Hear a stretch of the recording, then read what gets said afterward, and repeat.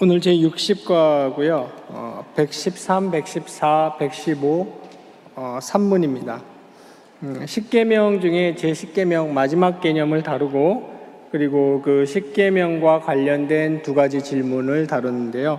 오늘로써 이제 십계명이 끝이 납니다. 그리고 다음 주부터는 주기도문으로 들어가겠습니다.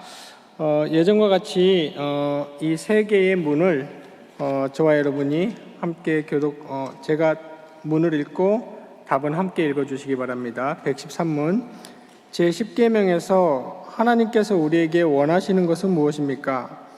하나님의 계명에 어느 하나라도 어긋나는 아무리 작은 욕망이나 생각도 마음에 품지 않는 것입니다. 나아가 언제나 마음을 다하여 모든 죄를 미워하고 모든 의를 즐거워하는 것입니다. 113문 그렇다면 회개하고 하나님께로 돌아온 사람은 이 모든 계명을 완전히 지킬 수 있습니까? 아닙니다. 가장 거룩한 사람이라도 이 세상에 사는 동안에는 이 계명들을 지키는 것을 겨우 시작했을 뿐입니다. 그렇지만 그들은 굳은 결심으로 단지 몇몇 계명만이 아닌 하나님의 모든 계명들에 따라 살기 시작합니다. 115문 이 세상에 사는 동안에는 아무도 십계명을 온전하게 지킬 수 없는데 그러면 하나님은 왜 십계명을 엄격하게 선포하십니까? 첫째, 평생 동안 우리의 죄악된 본성을 더욱더 깨닫게 하여 그리스도 안에서 사죄와 의로움을 더욱더 추구하도록 하려는 것입니다. 둘째, 이 세상에서의 삶을 마치고 목적지인 완전에 이를 때까지 점점 더 하나님의 형상으로 세워지도록 노력하고 그것을 위해 성령의 은혜를 간구하게 하려는 것입니다.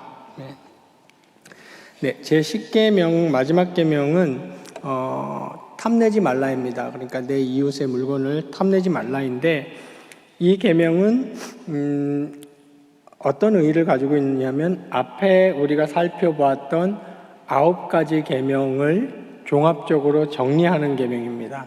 그러니까 이 계명 탐내지 말라를 도둑질하지 말라와 혼돈하시면 안 돼요. 완전히 다른 계명이에요. 그러니까 여기 113문에 보시면 이 10계명을 통해서 하나님께서 원하는 게 뭐예요? 이렇게 물었는데 답이 뭐라 그랬냐면 이 하이델베르그 교리문답은 이 답을 주기 위해서 몇 가지 중간의 전제, 단계들을 뛰어넘었어요. 굳이 부연 설명 안 하고 결론만 툭 던져주기를 10계명을 통해서 하나님이 원하시는 건 뭐냐면요. 앞에서 우리가 다루었던 그 계명들 중에 어느 하나에라도 어긋나는 아무리 작은 욕망이나 생각도 품지 않는 거예요. 이렇게 답을 하고 있는 겁니다. 그러니까 이 말은 다른 말로 무슨 말이 되겠습니까?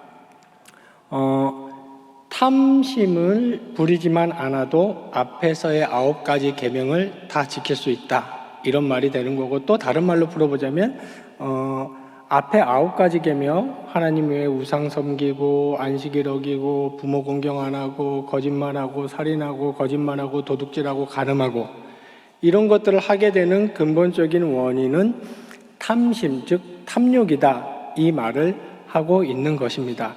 그러니까 달리 제가 좀 말을 해볼까요? 앞에 있는 9가지 계명을 잘 지키는 하나의 원리 했을 땐 제 10번째 계명 탐욕을 부리지 않는 거예요. 탐욕만 부리지 않아도 앞에 있는 9가지 계명을 잘 지킬 수 있는 겁니다. 그래서 여기서 우리가 두 가지 개념을 간단히 좀 짚고 넘어갈 텐데요.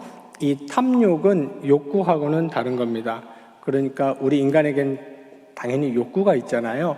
무엇을 갖고 싶다. 어느 직장에 취직하고 싶다. 어느 대학에 들어가고 싶다. 내 자식이 이렇게 됐으면 좋겠다. 이런 음식을 먹고 싶다. 배우자와 잠자리를 하고 싶다. 여러 가지 자연스럽고 정당한 죄송합니다. 욕구가 있는데 탐욕은 이 욕구와는 다른 겁니다. 그럼 탐욕은 무엇입니까? 이 시간에 탐욕에 대한 성경적 정의를 우리가 다 다룰 수는 없는데 제가 아주 간단하게 이렇게 정리를 해드리고 싶어요. 탐욕이라는 것은 자기가 처한 처지와 상황에 자족하고 감사할 줄 모르는 겁니다. 이게 탐욕의 성경적 정의입니다.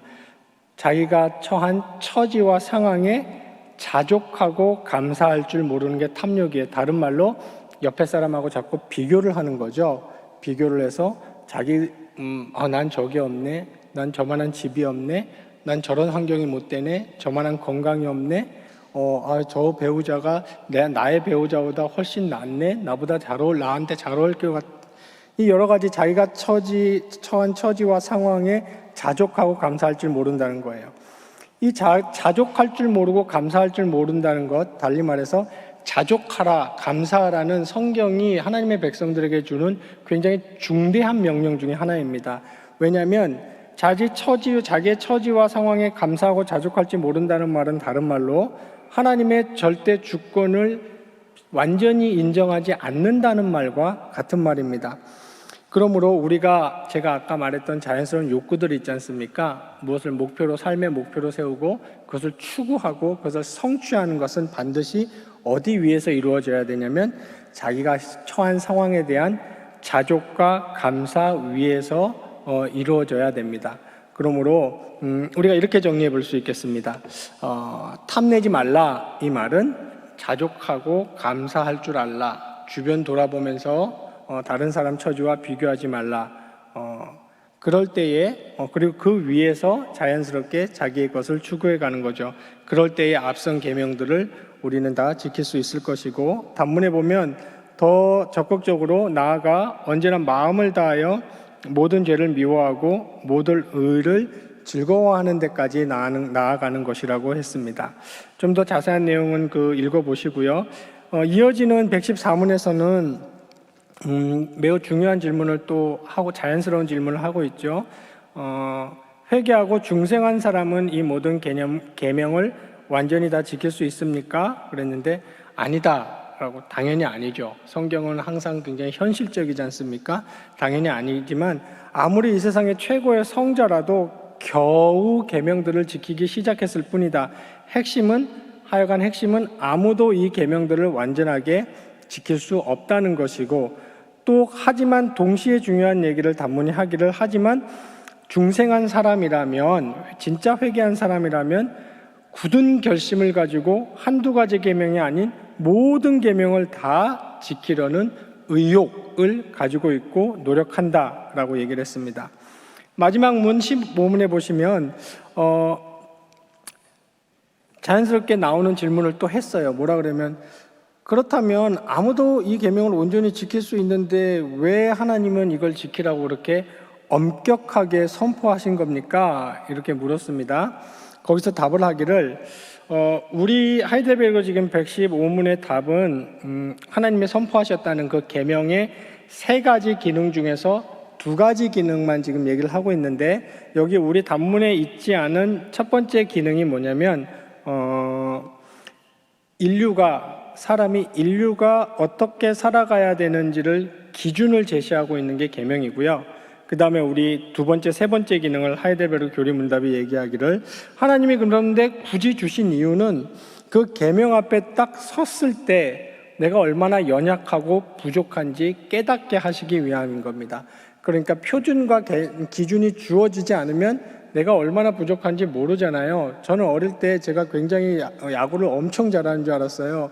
근데 리틀 야구단 하는 걸 보고 내가 잘하는 게 아니구나 하는 걸 깨달은 적이 있어요. 그러니까 리틀 야구단이라는 표준이 주어진 거죠. 그러니까 이 표준이 주어졌을 때 우리가 얼마나 부족한지를 깨닫고, 더 중요한 건 이겁니다. 우리가 의를 획득하고 의를 확보하고 죄사함을 확보하는데, 그렇기 때문에 우리의 노력을 의지하는 것이 아니고 오직 그리스도 안에서만, 그리스도만 붙들고 그리스도만 바라보고 그리스도만 찾게 하기 위함이다라고 아주 잘 정리를 해서 말했죠. 그 다음에 또 그러면 왜 굳이 주셨습니까 하는 2번째 이유가, 아까 말씀드린 것처럼 중생한 사람은 부족하지만 율법을 다 지키고 싶은 의욕이 있는데, 그 의욕을 발휘하고 율법을 지키려고 노력함에 있어서도 자기를 의지하지 않고 성령의 도우심을 평생 간구하게 하시려고, 이 2가지를 하게 하시려고 굳이 다 지킬 수도 없는 계명을 주셨다, 이렇게 얘기를 한 겁니다. 사도 바울의 표현을 쓰자면은 우리의 부족함과 연약을 깨달으면 깨달을수록 주님께 더 가까이 나아가고 주님께 더 밀착하게 되는 거죠. 그러니까 한마디로 계명을 주신 이유는 이 계명 가지고 네가 한번 완벽하게 의를 이루고 죄사함을 획득해봐, 이게 아니고 이 계명 가지고 열심히 살면서 주님께 더 가까이 가고 주님을 더 의지하고 주님을 더 바라봐 하는 방편으로 이 계명을 주신 것이라고 할 수 있겠습니다. 구역원들하고 좀 더 심도 있게 한번 읽으면서 논의해 보시고 문제도 풀어 보시기 바랍니다.